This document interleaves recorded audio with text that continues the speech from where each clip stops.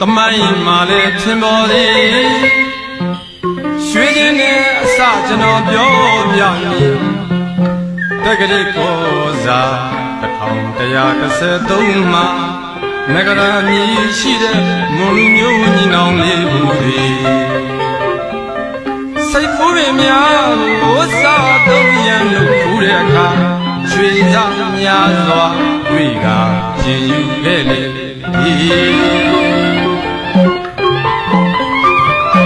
ခန္ဓာဝရိသအင်းဝဘယမဟာဓမ္မရာဇာဒီပရိထံသိရှိရန်ဆက်တလီတော်ဟောသည်ဟန်ကြပြီပြန်ကြတဲ့မင်းတို့ဌာနီနေတိုင်းတကြီးလုခရွာများကိုဒီရွှေကုန်များကိုဆက်တရပြီ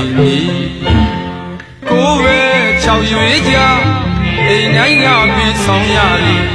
ရွှေကုန်မူကခံဝဲဆောင်ရွက်သည်ကိုယ်ပဲနဲ့6ရွေးကြအိမ်တိုင်းကပြီးဆောင်ရသည်ရွှေကုန်မူက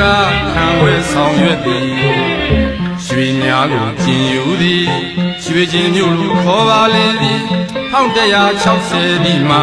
ဘုရားဖရာကမြို့ဒီရွှေချင်းသားတွေရွှေကုန်တော်ထမ်းလို့ရွှေပြည်တော်နန်းကြီးတာယာခဲ့ပါ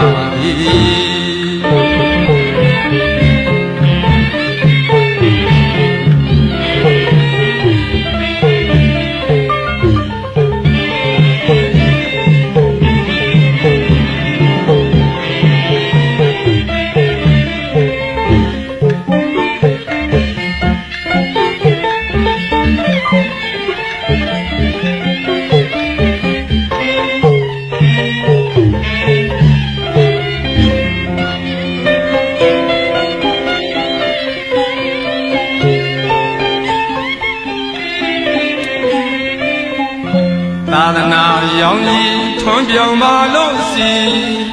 အစဉ်လာတွေကိုထိမ့်သိမ်းဆောင်ရှောက်နေလာကြသည်ကံတစောင်းကြောင်းစရာနဲ့ပထူမြတ်ရွှေစီရှမ်းဘုံမမာကရင်တိုင်းရင်သားတွေပေါင်းကစုကြသည်မောင်ရင်မမညီကိုတွေလက်ခိုင်မဲချစ်ကြည်ချမ်းဥယျာဉ်များစွာတိနှံဝေလို့စီရာဘာတော်များဝိယံပလီတဘာဝဝိတာလာတိသာတစရာမကုန်တော့မီ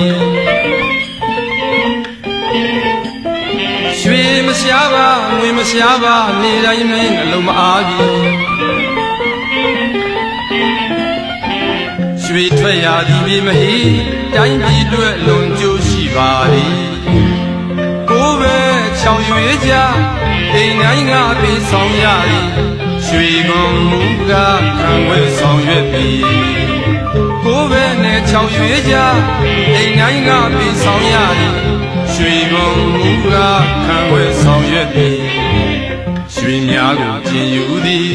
ရွှေချင်းမြို့လိုခေါ်ပါလေ1160ဒီမှာဘုရားဖရာကမြို့တီရွှေချင်းသားတွေရွှေကုန်တော်ထမ်းလို့ရွှေပြည်တော်နန်းကြီးတာယာခဲ့ပါပြီ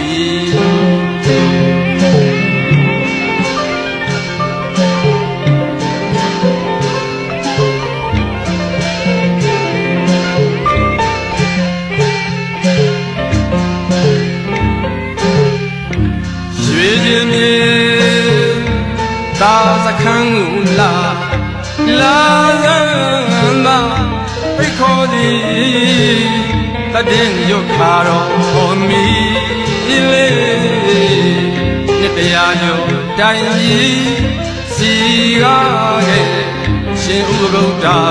မေကိုကြီးညိုပွဲမှာနှွဲ့ပြောမနေ